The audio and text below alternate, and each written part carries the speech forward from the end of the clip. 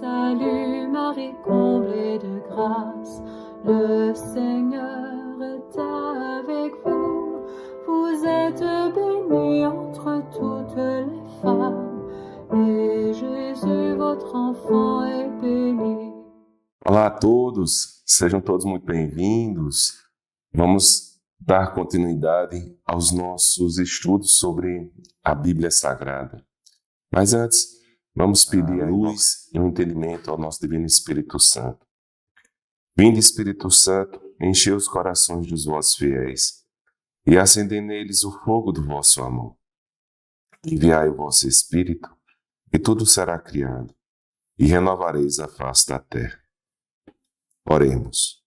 Ó Deus, que instruísse os corações dos vossos fiéis com a luz do Espírito Santo, fazei que apreciemos retamente todas as coisas, segundo o mesmo Espírito, e gozemos da sua consolação, por Cristo Senhor nosso. Amém.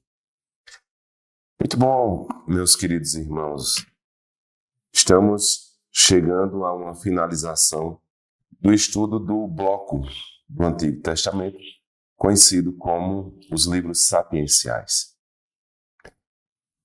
Os livros sapienciais nos indicaram, um caminho a seguir sobre o entendimento da sabedoria e as várias formas com que Deus pode transmitir esse conhecimento, essa doutrina, esse ensinamento, através de várias formas de linguagens e culturas para nós, o seu povo. Dentro dos livros que nós já trabalhamos, nós vimos desde o livro de Jó, Salmos, Cântico dos Cânticos, Eclesiastes, e agora nós vamos trabalhar dois livros que eles se apresentam originalmente, ou pelo menos no início da formatação da Bíblia, da Septuaginta, foram escritos em grego. Embora estudos mostrem e descobertas recentes mostrem que há trechos e escritos desses livros em hebraico, eles não adentraram na Bíblia hebraica. Possivelmente, não só necessariamente por estarem em língua grega e ter sido utilizado muito no início pela igreja cristã, mas também por não terem sido escritos necessariamente na região de Jerusalém. Um livro que nós vamos trabalhar é um livro muito interessante que Santo Agostinho nos coloca como um dos livros que mais serviu para ele como subsídio para o desenvolvimento de sua vida espiritual. É o livro de Eclesiástico. Eclesiástico, ele, juntamente com o livro dos Salmos, são os livros, os dois, os mais utilizados na liturgia cristã do Antigo Testamento. Então, se formos analisar todos esses livros que nós estudamos em todo esse nosso período de dedicação ao entendimento da Bíblia Sagrada, os dois livros mais utilizados na nossa liturgia da nossa igreja constam exatamente do bloco dos livros dos Salmos e Eclesiástico. Geralmente, versões mais antigas desse livro eram conhecidos como o livro de sabedoria de Jesus, filho de Siraque. Então, também é conhecido como sabedoria de Ben Siraque, ou até mesmo em algumas Bíblias como Sirácida. Geralmente, eclesiástico esse termo pode ser entendido do seu uso e da sua definição baseado na sua utilização na antiga tradição da Igreja Latina e na utilização da sua tradução na Vulgata. O possível uso desse termo eclesiástico possivelmente deriva do fato de ele ser utilizado, ou ter sido utilizado muito, para uma espécie de catecismo, né, proposto para os catecúmenos. Então, dentro dessa dinâmica, né, ele, possivelmente pelo seu uso nas assembleias litúrgicas, ele ficou denominado de eclesiástico. E aí não podemos, né, confundi-lo com o livro Eclesiastes, né, que aí no caso seria o Eclesiastes ou o Coelete, como a gente já trabalhou. Então, a exceção também, uma característica interessante de Eclesiástico, é que, juntamente com os livros proféticos, ele é um dos poucos livros do Antigo Testamento que faz referência ao seu autor, o Yeshua ben Sirach, né? Ou Jesus, o filho de Sirach. Isso, no seu próprio conteúdo do livro, ele aborda isso e coloca como Jesus, filho de Sirach, filho de Eleazar de Jerusalém. Mas o texto, né, ele traz algumas características interessantes, né?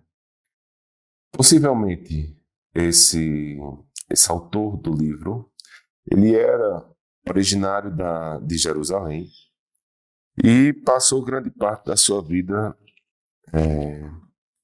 nessa região. Ele se mostra de um conhecimento apurado, possivelmente ele fosse um rabino, né, fosse um letrado e professor, que tinha uma escola, né, e dentro dessa sua temática, possivelmente ele tinha um gosto pela sociedade e fica marcadamente a sua referência ao Templo de Jerusalém e sua ida até o Templo de Jerusalém. A sua escola de ensinamento é entendida como a casa de ensino, assim ele faz referência no livro. E ele se mostra, né, um homem com uma fé profunda e que dedicou a sua vida ao estudo da sabedoria e da lei de Deus. Então, essas são as ideias principais que a gente tem sobre esse autor, que é possível encontrarmos dentro do próprio texto. Geralmente, se acredita hoje que esse livro foi originalmente escrito em hebraico, teve uma versão em hebraico, mas é interessante porque só até final de 1800, 1896, é que se encontrou essa versão em hebraica, essa versão hebraica do texto. Até então se acreditava que esse livro ele fosse escrito unicamente em grego. São Jerônimo mesmo também confirma que havia um texto em hebraico, mas que ele mesmo preferiu se utilizar de uma tradução em latim para fazer o acréscimo na sua Bíblia Vulgata. Então, dentro dessas características, né, se descobriu esse texto em hebraico na cidade do Egito, no Cairo, mais ou menos entre 1896 e 1900. E esses textos eles datam mais ou menos do século IX, né, ao século XII, depois de Cristo, mais ou menos. E se encontrou 2 terços desse livro. Há também, como a gente já comentou no nosso estudo, dentro daqueles livros, né, os manuscritos do Mar Morto de Qumran, também se encontrou, né, fragmentos de Eclesiástico em hebraico. E isso datando mais ou menos do século I a.C. Também foram encontradas algumas versões em gregas nas ruínas de Massada, mas, entretanto, não tem o texto completo como tem em grego no texto da Septuaginta. A igreja sempre o anexou à sua Bíblia, a Igreja Católica, exatamente pela tradição de utilização da Bíblia Septuaginta, a Bíblia dos 70. E aí, obviamente, por conta disso, esses livros que vamos trabalhar nas aulas de hoje, tanto Eclesiástico quanto Sabedoria, que no início só se detinha o conhecimento acerca das suas versões gregas, não são incluídas nem na Bíblia hebraica, nem na Bíblia dos protestantes. Geralmente, esse texto ele tem um contexto de ter sido escrito, para uma comunidade judaica que se encontrava não mais em Jerusalém, mas se encontrava na diáspora, ou seja, espalhado pelo Império, no caso grego, havia aqui a dominação dos generais depois de Alexandre o Grande, e Ptolomeu, na época dos Ptolomeus, mais especificamente Ptolomeu V e VI. E a ideia do livro de Eclesiástico é trazer um livro que sirva de luta, de informação para permanecer o judeu ainda mantendo a sua fé tão distante da sua terra, de Jerusalém. Dado o processo da cultura helênica adentrando na vida dos judeus na diáspora. Nesse contexto, esse livro ele faz uma dinâmica de que ele procura fazer com que a vida do judeu permaneça ainda ligada à sua relação com o seu Deus, para que os mesmos evitem a idolatria. Muitas vezes a mistura com a cultura grega, helênica, e que Eclesiástico percebe que o povo também começa a apresentar uma perda não só religiosa, mas também de pensamento de vida. E isso faz com que, obviamente, vá se afastando de Deus e principalmente da sabedoria de Deus. O livro ele é uma catequese nesse contexto, para que se permaneça fiel aos princípios, fiel às tradições, fiel ao chamado de Deus para a constituição do seu povo.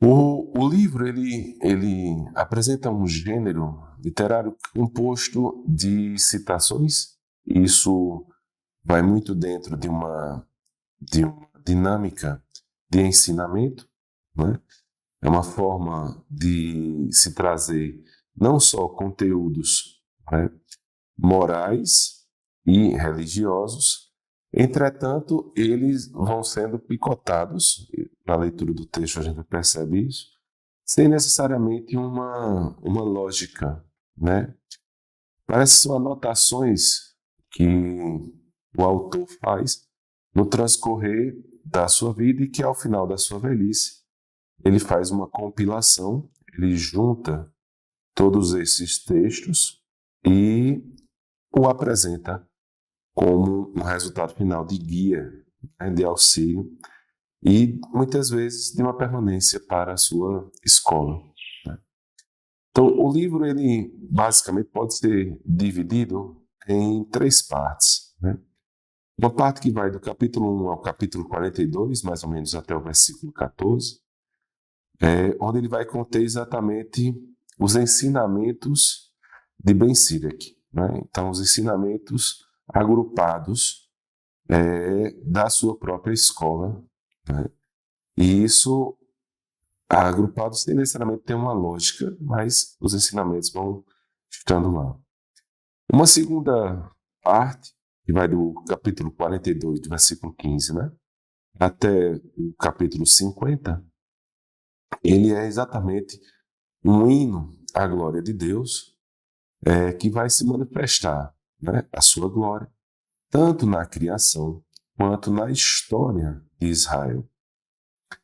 É um texto também muito interessante, que remota a necessidade da memorização e do resgate, né, do conceito do Deus Criador e do Deus que caminha com o seu povo. E por fim, no capítulo 51, nós vamos ter um apêndice, que na verdade esse apêndice ele se constitui como uma oração que o autor faz, convidando o leitor a permanecer e a buscar a sabedoria. Então, a necessidade que o homem tem de ter uma vida constante em busca da sabedoria.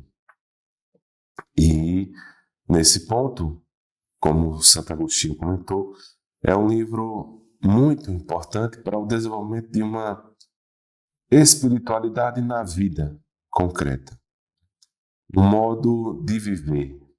Porque Eclesiástico, ele nos traz instruções sobre ética, né?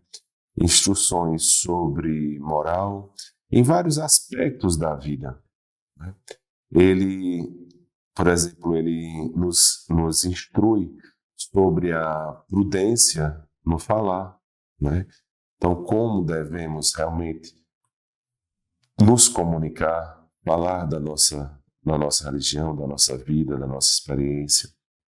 Ele nos instrui com relação à moderação dos alimentos. Então, a moderação do que comer, quanto comer, como comer, ou seja, como devemos ser moderados na vida. Um cuidado importante que devemos ter com relação às nossas paixões, aos nossos desejos. Então, ele nos traz a uma moral em vários aspectos, de luta contra o desenvolvimento dos vícios, né?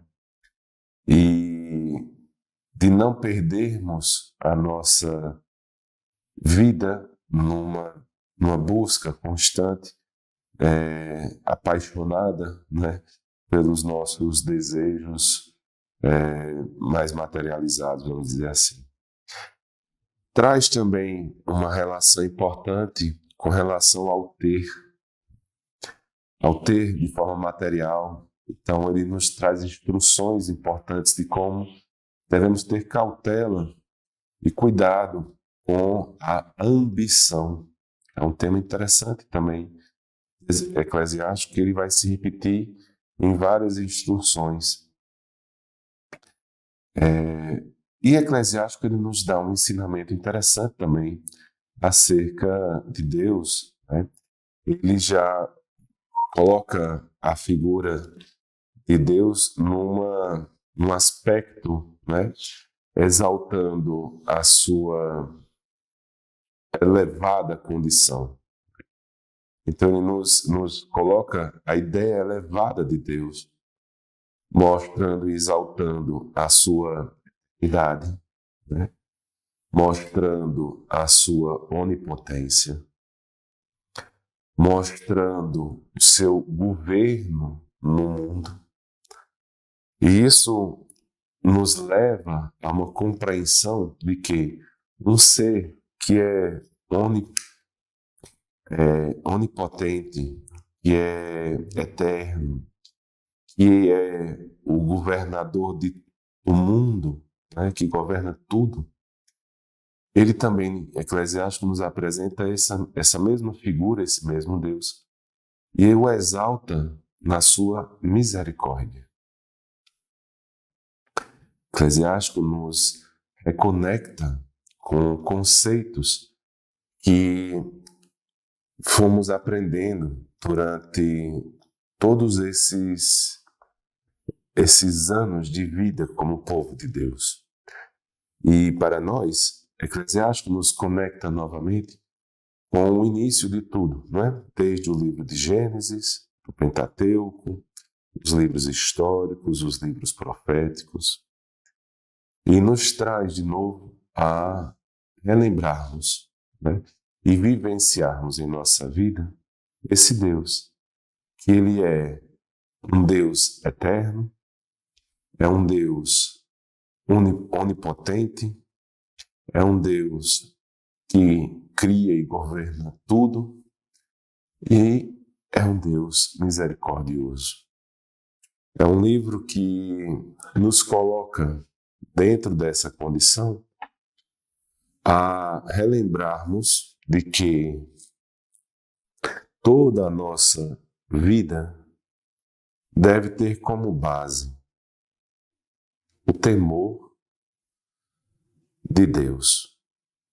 E esse temor de Deus deve guiar a nossa conduta moral e religiosa. Esse temor de Deus é um reconhecimento nosso da nossa fragilidade, da nossa pequenez, mas ao mesmo tempo é baseado na confiança, é baseado no amor, é baseado na fidelidade aos mandamentos de Deus. Então, quando vivemos uma vida em que nos reconhecemos como criaturas de Deus, mas ao mesmo tempo entendendo a dimensão, a elevada dimensão de nosso Deus, e que baseamos numa relação de confiança, de amor e fidelidade aos seus mandamentos, aos seus desejos, às suas instruções, nós temos, então, uma via de conduta moral e religiosa. E Eclesiástico, mais uma vez, nos lembra que é muito interessante que essa forma de viver, na prática, vai se manifestar com uma vida justa, mas, mais uma vez, com respeito para com os nossos pais, com respeito para a tradição, com respeito aos sábios, aos mais velhos, a quem foi dado a condição de nos gerar, de nos criar, de nos ensinar o caminho.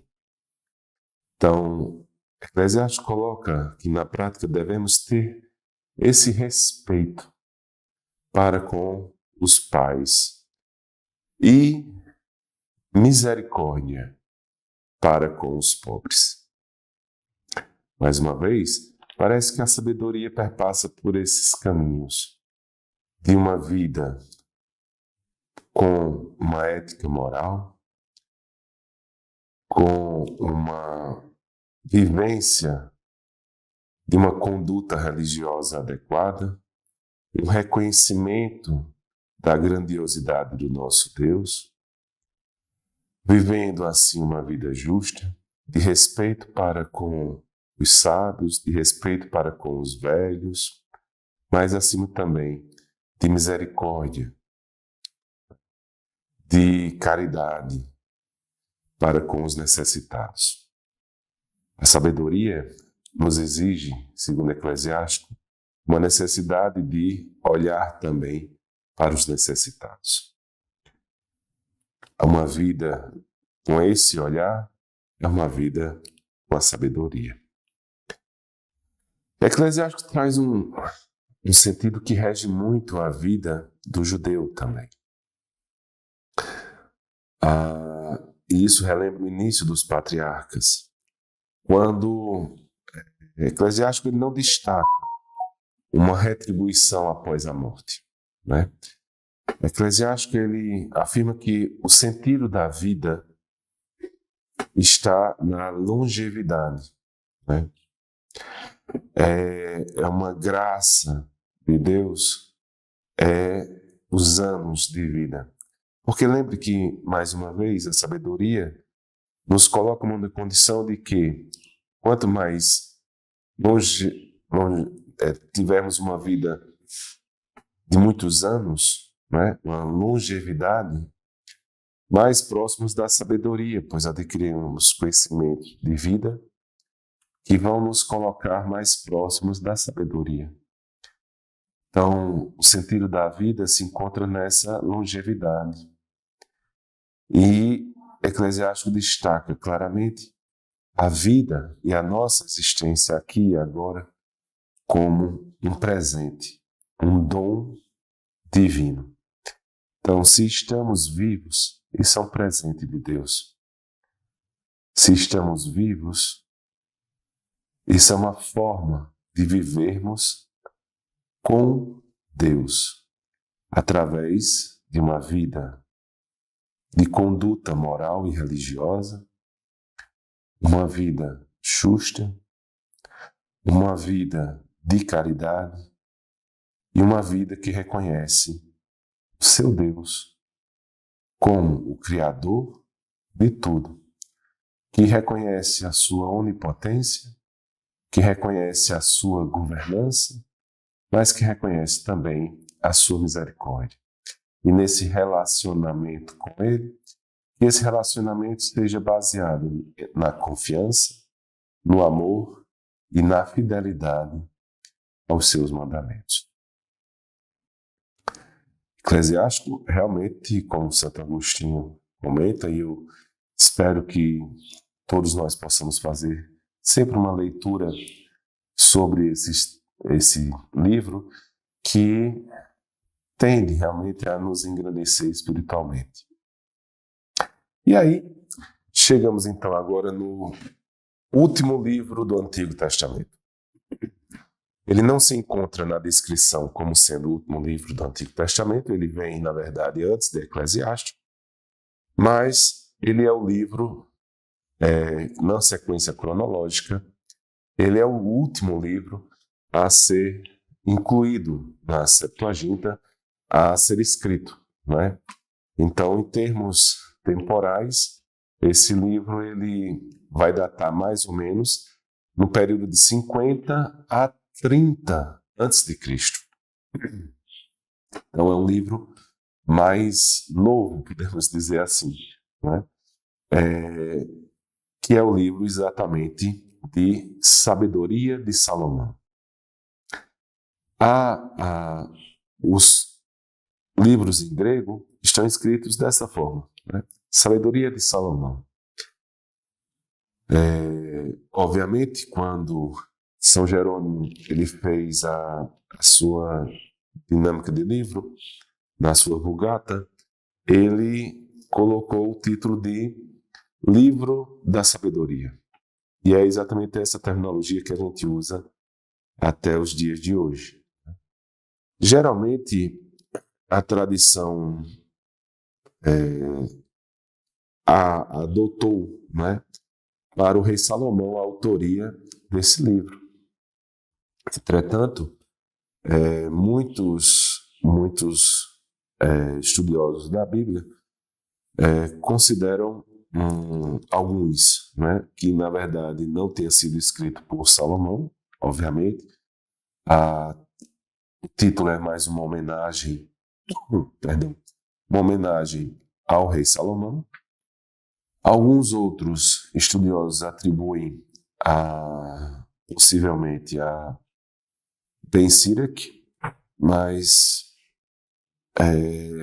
acredita-se que seja, na verdade, um autor que é um judeu helenista, ou seja, é um judeu que detém conhecimento, né, e fala de língua grega e da cultura grega. Então ele tem a história, né, a vida como judeu, mas ele é de cultura grega e de fala grega.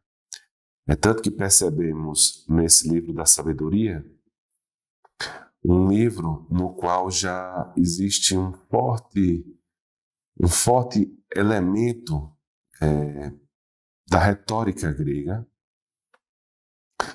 da filosofia grega e um certo grau de classe, né? Uma linguagem mais rebuscada do grego, que não se daria para um judeu de Jerusalém, por exemplo, de fala aramaica. Então, já é um livro que apresenta essa forte cultura grega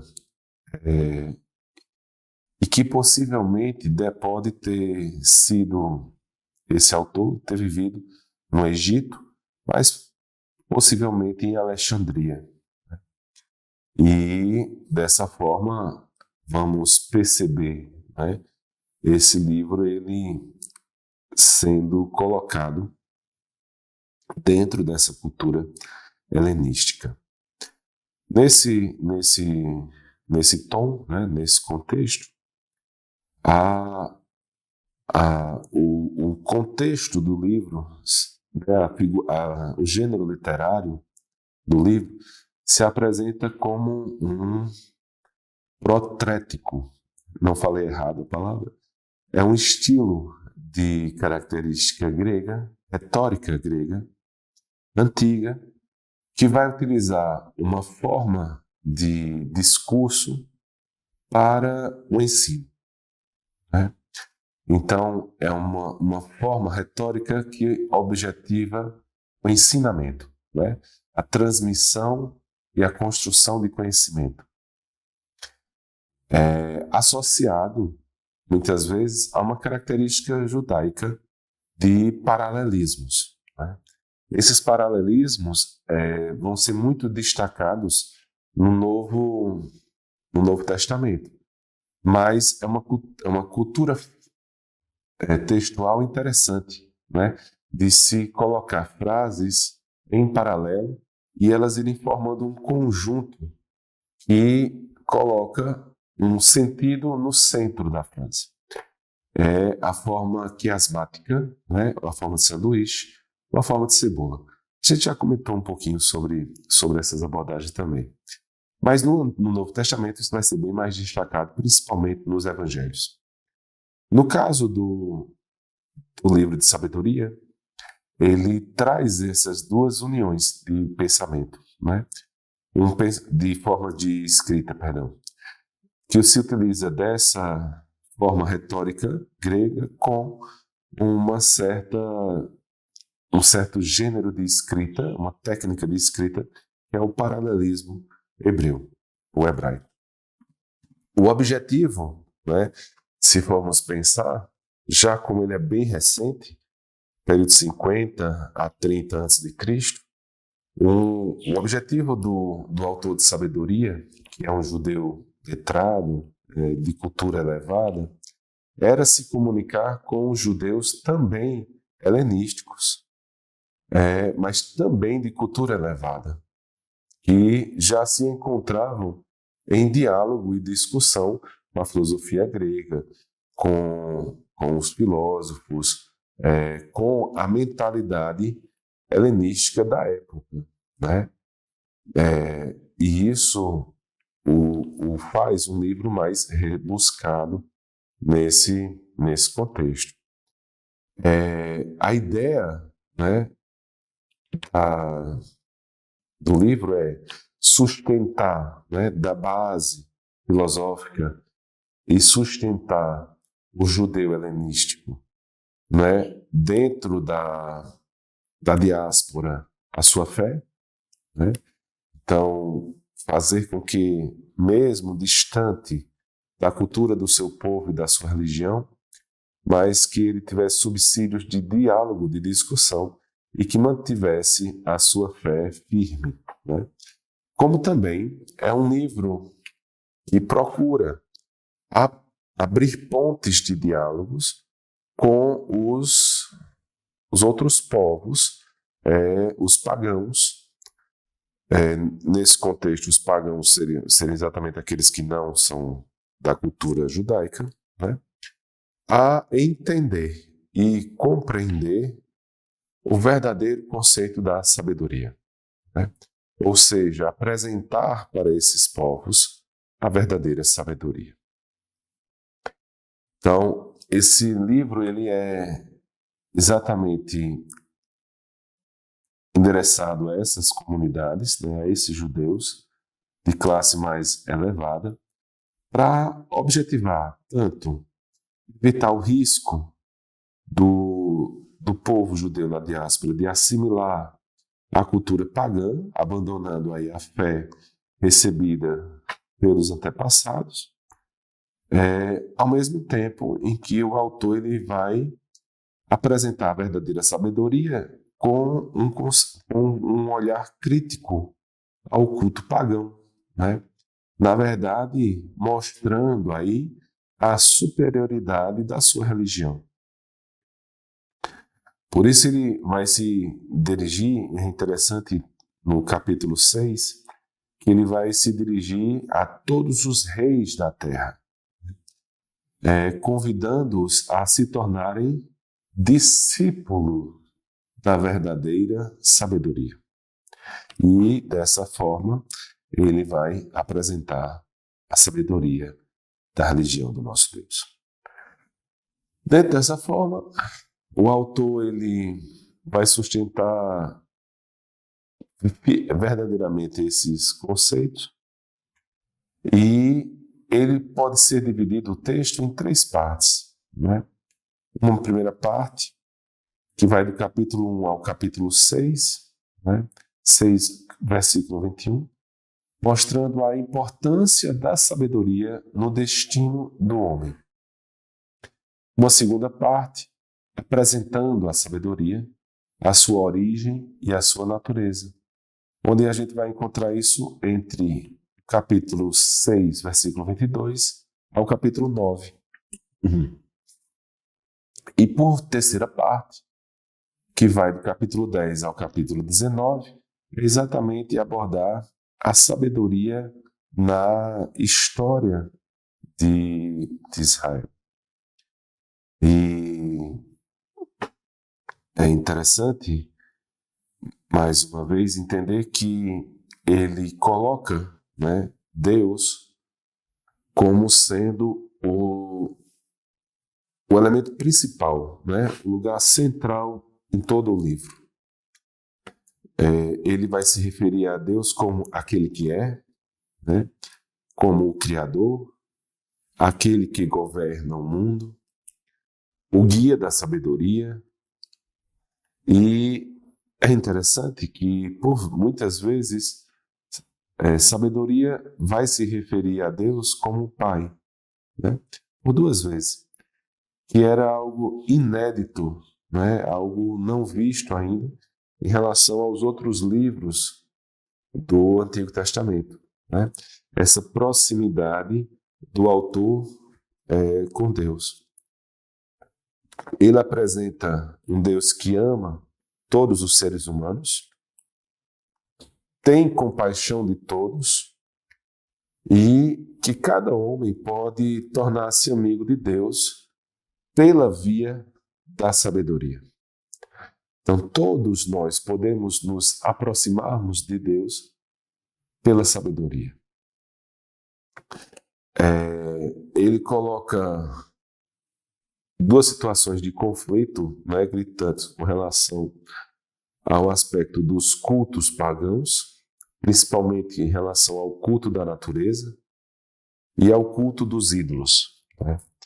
O culto da natureza ele coloca de que a criação, né, a beleza da criação, a natureza em si, ela é criação. Então, como podemos adorar, né, cultuar a natureza. Nós devemos cultuar o Criador da natureza, né? E sabedoria coloca isso como um dos pontos essenciais, né? E Deus mostra o seu amor, mostra a sua beleza na sua criação, né? Mas que não é ela o sentido de culto. O sentido do culto é o Deus Criador de tudo. Como também mostrando a esses pagãos o desconhecimento, né, que eles têm a respeito do Criador. Uma outra ideia que ele coloca é em relação também aos cultos dos ídolos, né? Geralmente ele faz uma crítica interessante a esses cultos. Geralmente há uma tradição natural que muitos faziam. Esses cultos aos ídolos surgem, né, de muitas vezes um ressentimento, uma falta, né? E ele destaca isso como o amor dos pais por seu jovem filho morto, né? E no culto aos reis retratados pelos artistas, né? Ele coloca que a dor da perda de um ente querido e por respeito aos reis, esses povos acabavam entrando em um processo de idolatria. E esse conceito é importante porque, para o autor de Sabedoria, a idolatria é a causa de todos os males do mundo. E no livro de Sabedoria é interessante porque é a primeira vez que vai falar da imortalidade, né? E nesse caso, a imortalidade, essa palavra, não aparece em outros textos do Antigo Testamento. A imortalidade traz, né, no livro uma relação interessante. Por quê? Para a cultura hebraica, não é, o homem é feito, né, a sua existência, do sopro de Deus, não é? Ou seja, do sopro da vida, né? Como a gente até viu em Eclesiástico. Mas para a sabedoria, ele já tem uma certa influência grega em relação à dicotomia entre alma e corpo. E os gregos colocavam que a alma teria uma certa imortalidade, dado a sua natureza. Sabedoria entra em xeque nesse contexto, quando ele coloca que, na verdade, a imortalidade, a alma, não é decorrente da sua natureza, mas é fruto da relação com Deus. Então, o ser torna-se-á imortal na dependência da sua relação com Deus. E é essa a ideia que sabedoria apresenta como a imortalidade. Uma vida próxima com Deus. Uma vida em Deus. E nesse conceito, ele também coloca, não é, apresenta uma certa personificação da sabedoria. É interessante percebermos isso, né, porque isso ficará mais claro no Novo Testamento, à luz do Espírito Santo. Mas a ideia de que a sabedoria divina é uma personificação, né? É um ente, existe uma pessoa que até essa época, 50 anos antes de Cristo, não se tinha ainda, obviamente, a nítida claridez do que isso poderia significar, mas que em sabedoria já é apresentada um pouco como sendo distinta de Deus. Então teríamos Deus e a sabedoria, né? Seriam aí duas pessoas distintas, né? E isso os padres da igreja e a própria igreja foi compreendendo sob a luz do Espírito Santo, não é, as dimensões de Deus Pai, Deus Filho, Deus Espírito Santo. E a pessoa do Cristo como aquele que traria, conforme sabedoria, não é, a proximidade, o meio, a forma, não é, de nos conduzir para essa imortalidade, de nos conduzir para essa presença com Deus. A sabedoria, para o livro de sabedoria, ela teria a natureza divina, né, pois apresentaria as mesmas perfeições de Deus, conheceria tudo e não mora com o pecado. A sabedoria tem um trono ao lado do trono de Deus, ela conserva todas as coisas e governa o universo com retidão. A sabedoria, ela vem ao homem para estreitar as relações pessoais com os homens. Então, a sabedoria quer estreitar essas relações pessoais com o homem. Procura formar filhos de Deus. Por mais que inteligente que o homem venha a ser, sem a sabedoria, o homem não pode conhecer Deus, nem fazer nada que verdadeiramente lhe agrade. O autor, né, nunca identificou a sabedoria com Deus, mas insiste nas suas qualidades divinas.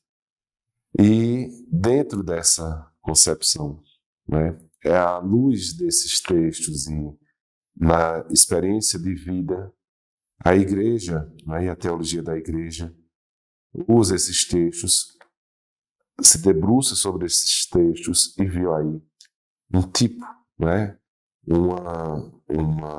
um entendimento já emergente sobre a pessoa de Jesus Cristo, a divina sabedoria, aquele a quem verdadeiramente representa a plena revelação de Deus.